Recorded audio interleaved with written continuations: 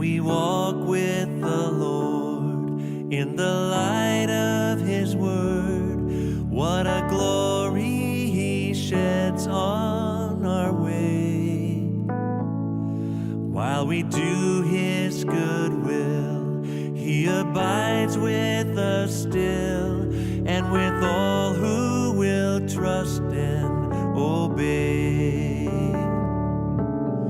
Trust and obey, for there's no other way to be happy in Jesus but to trust and obey.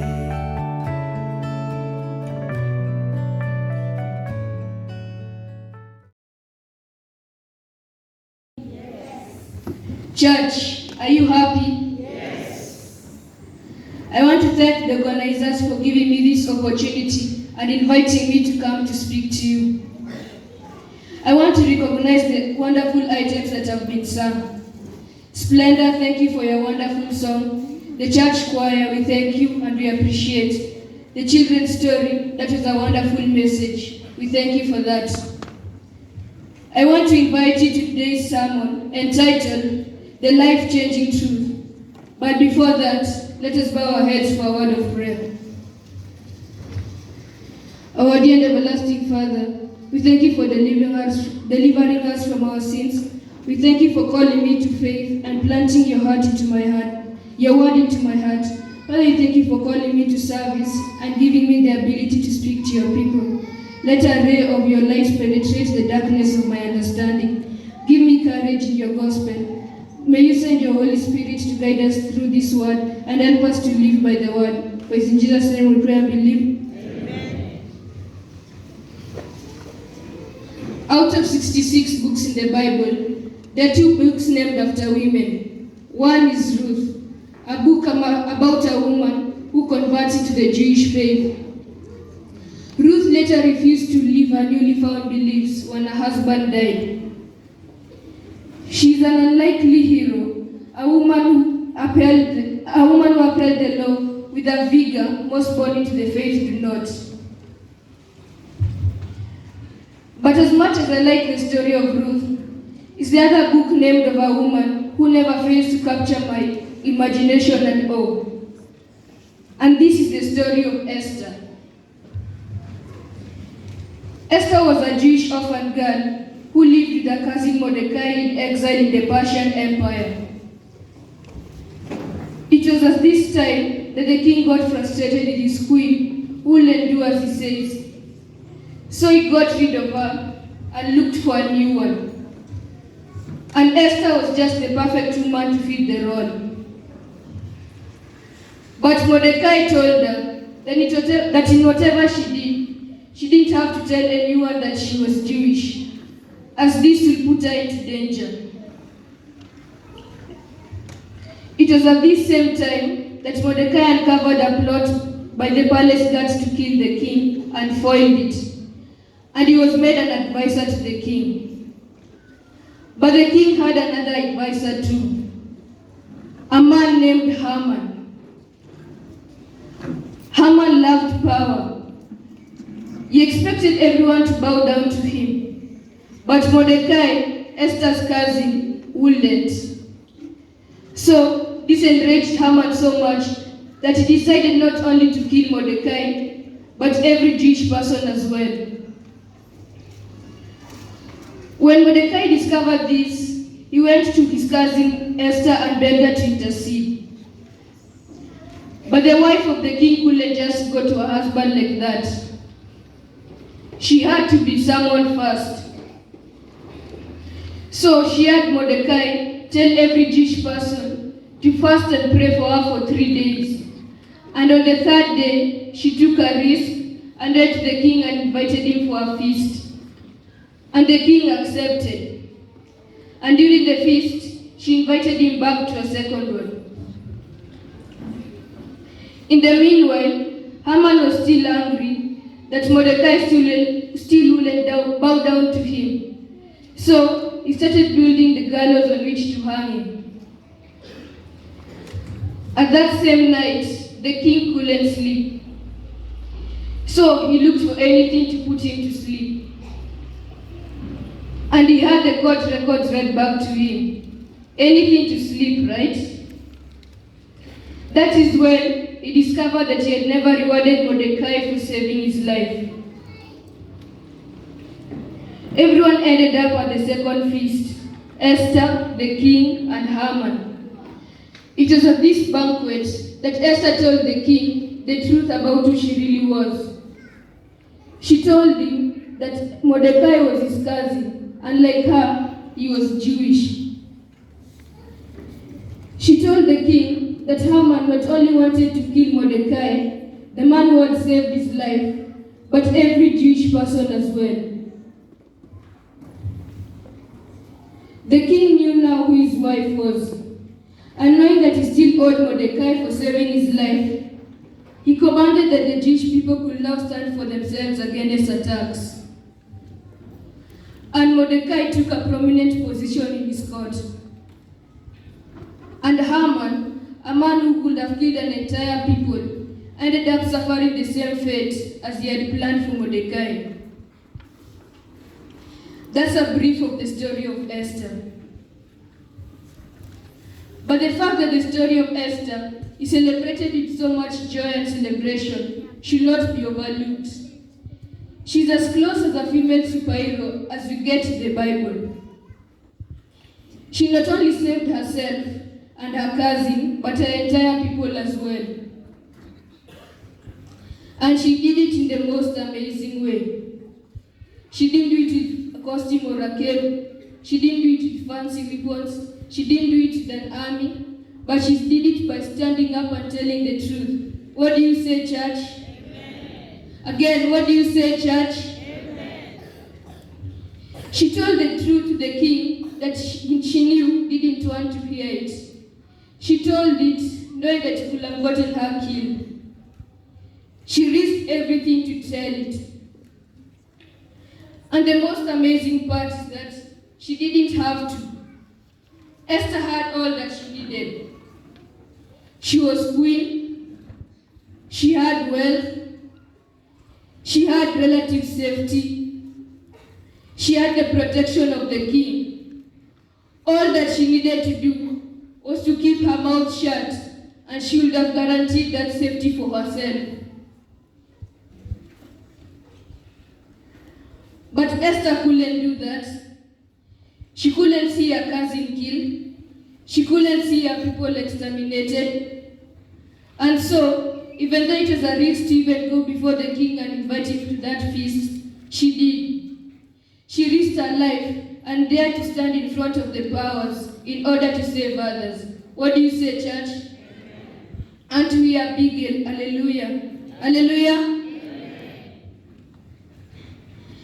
And again, Esther at the second feast stands up and tells the king, tells the world her truth. Once again, she's taking life into her own hands. But she manages to save her people. And that is why her people still celebrate her until today. But when Mordecai had first come to her and asked her for this favor, when she stood trembling in front of the king, when she opened her mouth to speak those words, she didn't know how things would turn out. Not only did she risk to lose her life, but she held the lives of her people in her hands. So why did she do it? Why not wait for someone else to be the hero? Because we have all been silent at times we wanted to speak our truths. We have all seen something and just happened without speaking up. We have all waited for someone else to be the hero. And at these times, we have been safe. But if we are honest with ourselves, that safety doesn't last long. It only takes as long as it takes for our conscience to catch up with us. It only takes for us to see the toll that our silence has brought on others. And that is when we realize that our silence will not help us, just as it won't help others. My prayer today is that we can learn what Esther learned. We can learn to be people of courage and not of silence. If we do that, then that means that today's lesson will have been learned. It means we are God's children who will make this world a better place. Amen? Creator Church, are you there? Yes. Parents, are you there? Yes. Children, are you there? Youth, are you there? So, what are the secrets of success in the life of Queen Esther? I have highlighted 7 secrets of success from the story of Queen Esther. The first secret is supporters. Can someone please read for us from the book of Esther chapter 2 verse 7?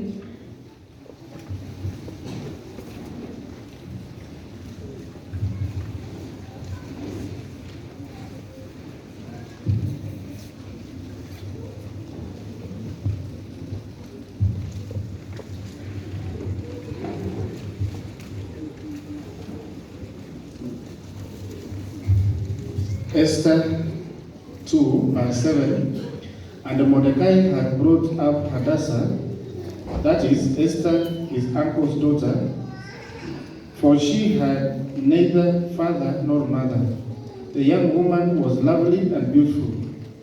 When her father and mother died, Mordecai took her as his own daughter.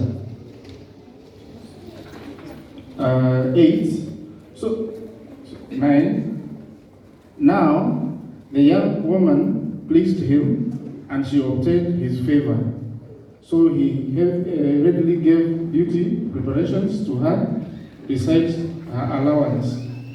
Then 7 choice maid servants were provided for her from the king's palace, and he moved her and her maid servants to the best place in the house of the women. Thank you. From what we have heard, we can find that in Esther's story, God had given her people who helped her and showed her favor. When she was a little helpless girl, she had a cousin Mordecai who stood forward to adopt her. When she was in the palace, she gained favor in the eyes of Hegai, who was in charge of the arrangements. Finally, she gained favor in the eyes of the king, who chose her to be the next queen. To be successful in life, we need favor in the eyes of God and of man. We need people who will stand with us and help us. Amen? Our next point is submission. May someone please read for us from the book of Esther chapter 2 verse 10.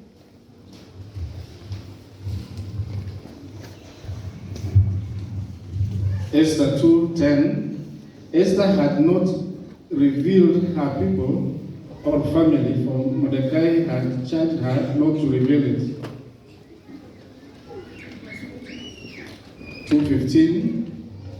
Now, when the time came for Esther, the daughter of Abihail, the uncle of Mordecai, who had taken her as his daughter, to go in to the king, she requested nothing.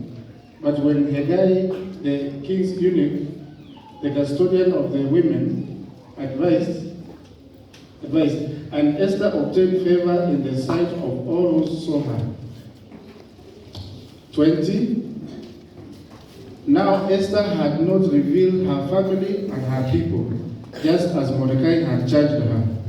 For Esther obeyed the command of Mordecai as when she was brought up by him.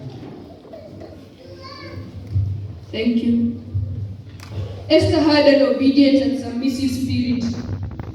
She obeyed Mordecai's instruction not to reveal her Jewish identity. This was not an isolated incident, but her way of life. She obeyed Mordecai when she was living in his house.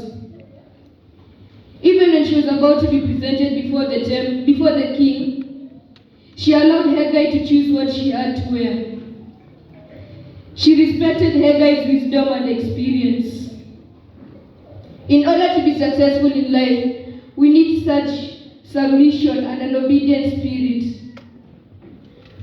Our third point is sincerity. May someone please read for us from the book of Esther chapter 2 verse 22.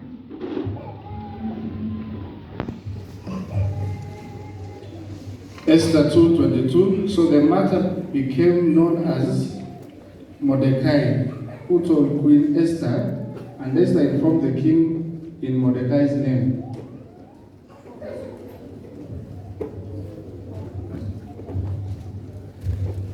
Verse 45. 4 to 5. So Esther's maids and eunuchs came and told her, and the queen was deeply distressed. Then she sent garments to clothe Mordecai and to take his sackcloth away from him, but he would not accept them. 5. Then Esther called Hathach, one of the king's eunuchs, who he had appointed to attend to her, and she came to him, and she gave him a command concerning Mordecai to learn what and why this was.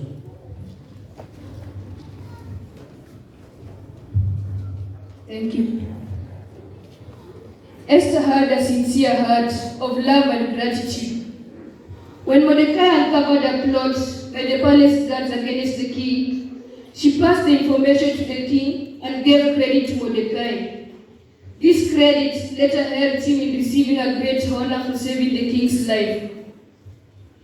Esther was sincere in giving credit to Mordecai. She did not pretend as though she was the only one responsible for passing the information. And even after Esther was queen, she didn't forget about the sufferings of Mordecai, who had brought her up when she was a destitute orphan. When she heard that Mordecai was in mourning, she was distressed and concerned enough to find out what the reason was. She did not ignore Mordecai, and neither did she ignore his sufferings. To be successful in life, we need such a sincere and a heart of gratitude to others who have helped us so that you can reach far. Our next point is supplication. May someone please read for us from the book of Esther chapter 4 verse 16. Esther 4:16. Go, gather all the Jews who are present in Shushan and fast for me. Neither eat nor drink for 3 days, day and night. My maids and I fast likewise.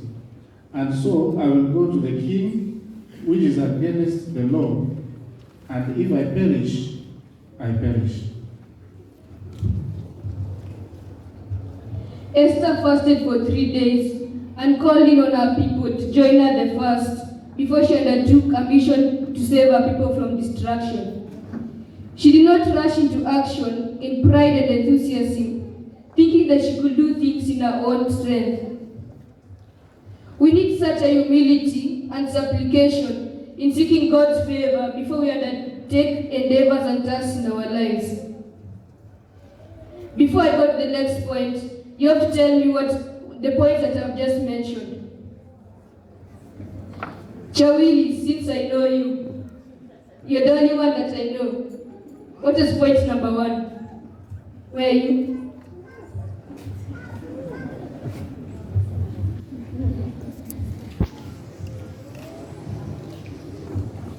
Collins, you have mentioned many points, but one of them is sincerity. The first point from the bottom is sincerity.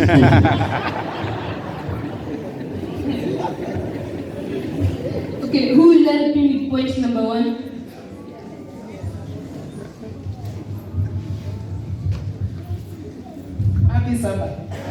He has mentioned supporters. So the people, Esther asked the people to pray for her when she was in the palace. So that was support in prayer. Thank you. Point number 2 is coming from a child. So I'd like a child tell me what point number 2 was.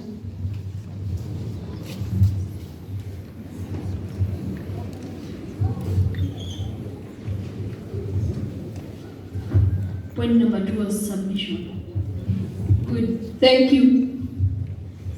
Point number 3, it's already been mentioned, it was sincerity. Please can you tell me any elder in your church?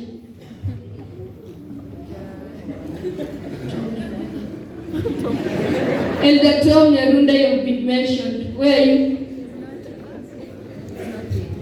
It's upstairs. Can you tell us what point number 4 was? We have not reached number 4.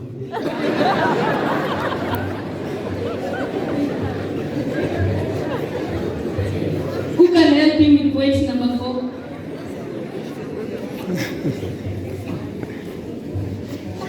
A heart of supplication. A heart of supplication means you go to God every time in prayer. Thank you. So my brother Willis and you wake up. The rest, thank you for your concentration.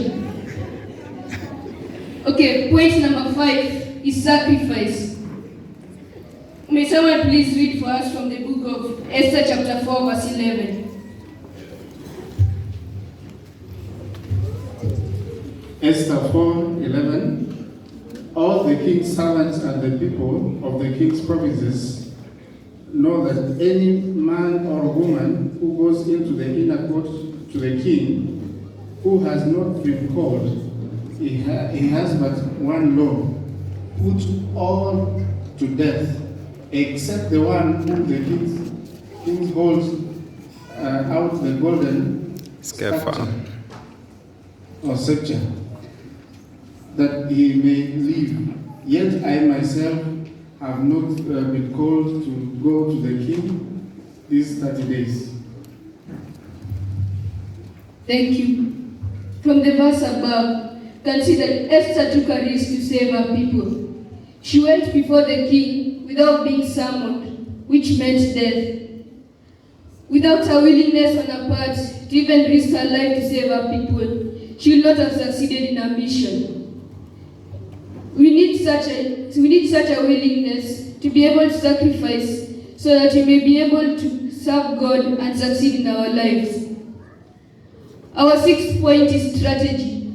May someone please read for us from the book of Esther chapter 5 verse 4-7. Esther 5:4-7. So Esther answered, if it pleases the king, let the king and Haman come today to the banquet that I have prepared for him. 5. Then the king said, bring Haman quickly, that he may do as Esther has said. So the king and Haman went to the banquet that Esther had prepared. 7, 3-4. Then Queen Esther answered and said, if I have found favor in your sight, O king, and if it pleases the king, let my life be given me at my petition, and my people at my request. For we have been sold, my people and I, to be destroyed, to be killed, to be annihilated. Had we been sold as male and female slaves, I would have held my tongue, although the enemy could never compensate the king's loss. Thank you. From the above verses, you see that Esther had a strategy to accomplish her task. She used wisdom and planning. She didn't just go to the king in an emotional frenzy and outburst. She used a methodical way to go about her task. First, she invited the king to a dinner and the archenemy. It may look like a bad idea to give dinner to the archenemy. Our people might have criticized and misunderstood her actions, but Esther knew what she was doing.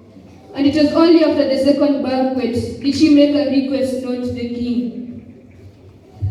Esther did not accuse Haman directly, knowing that he was close to the king. But first, he told the king about the dangers that were facing her and her people. And only after the king demanded in a fury to know what was behind that, did she reveal the name of Haman. We need such wisdom and strategy in order to be successful in life and doing God's work. Our seventh and last point is service. Please read for us from the book of Esther chapter 8 verse 5.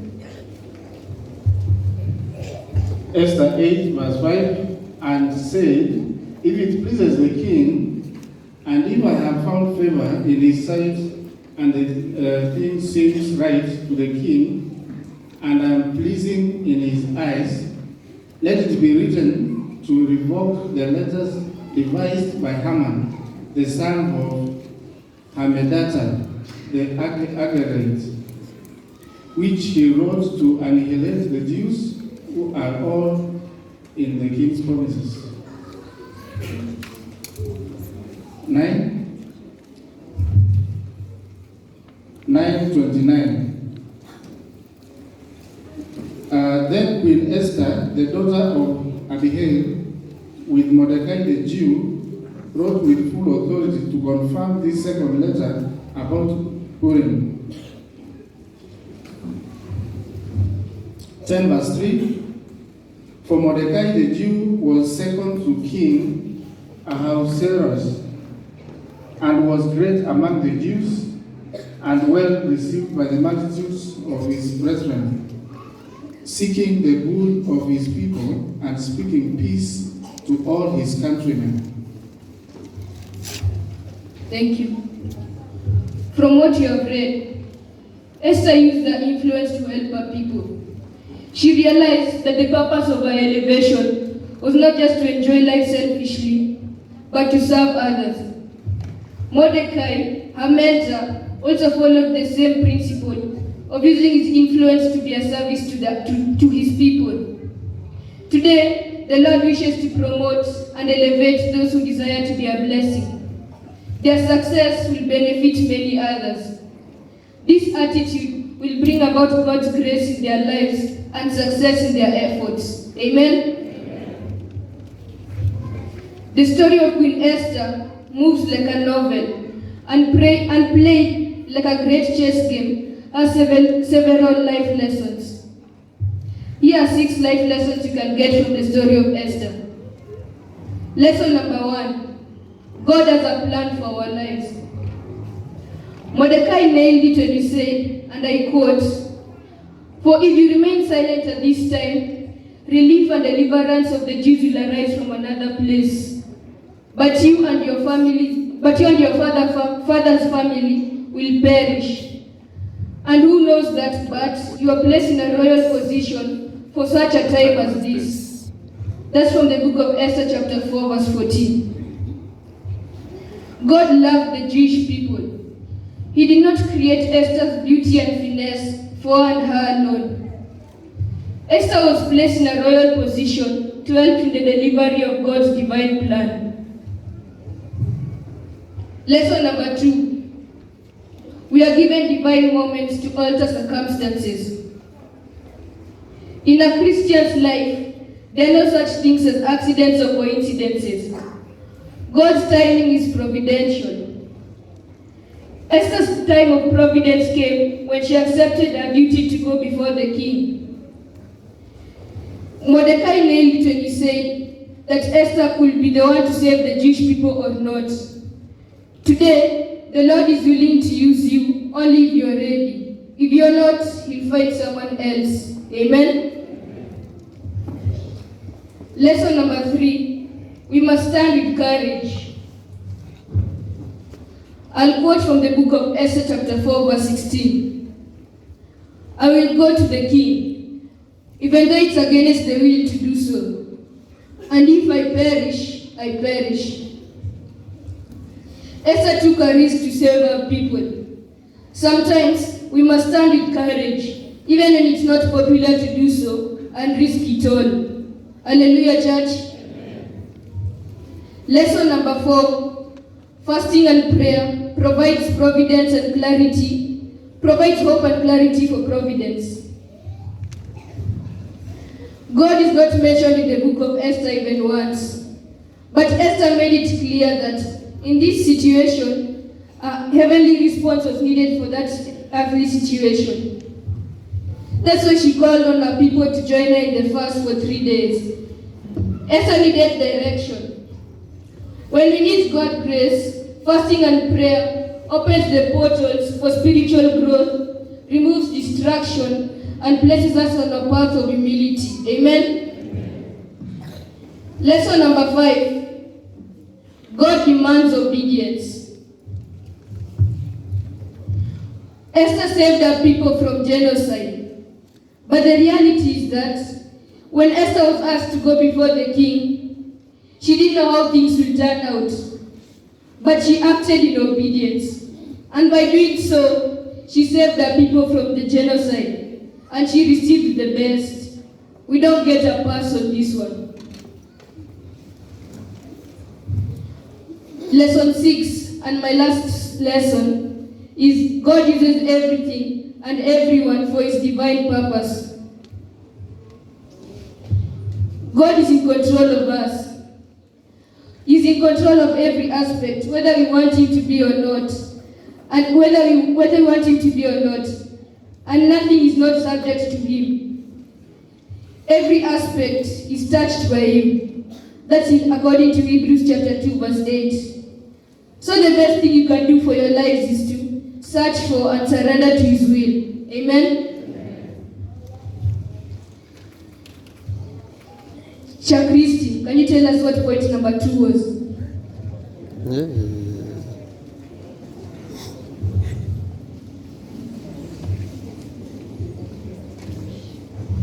Point number 2, we are given divine moments. We need to use it. It's not how exactly I put it, but she has tried. We are given divine moments to alter circumstances. Let me just leave you, you're saved. I'm not asking the rest. When we walk in the Lord, in the light of His word. Save me, church. My voice is horrible. I'm serious. Let's sing Trust and Obey, first stanza and chorus. When we walk with the Lord in the light of His word, what a glory sets on our way.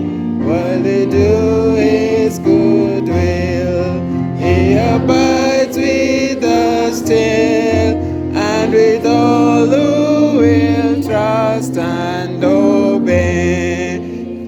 Trust and obey, for there's no other way to be happy in Jesus. Must trust and obey. Thank you. God is sovereign and He reigns over all. The life-changing truth is a major theme of the book of Esther. God is sovereign, He reigns over all, and nothing catches Him by surprise. We never learn about God not knowing what to do. He doesn't sit in heaven, crossing His arms, trying to think of a plan. Evil came upon His people, and He lifted those who are faithful to act. Spiritual darkness will try to blot the truth and the power of a believer's life in Christ. But in the end, it won't win. God holds the final victory. Aren't you a big amen for that? Amen? Amen. Light is greater than darkness every time. It's the only way to wade through every deep river of difficulties. So walk in the power of His sovereignty and His light. Keep your eyes fixed on the Lord. He will not fail you. He will not leave you to struggle on your own. He is faithful enough to turn your pain into a greater purpose for your life and for those around you. Know that He's always there for you. He will never fail you. Believe that He's at work in setting up the stage for greater things to happen in your life. When you find yourself facing troubles or testings right now, know that God is working in your station. He is working within you and on your behalf in all the events that surround you, no matter how difficult they may be. In whatever we face, know that God is still on the throne.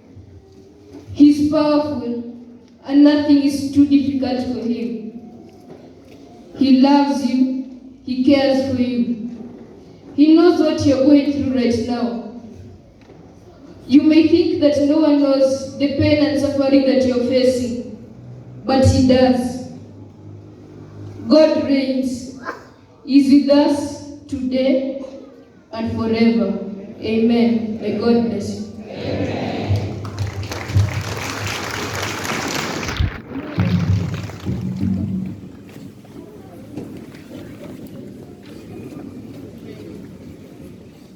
For there's no other way to be happy in Jesus but to trust and obey.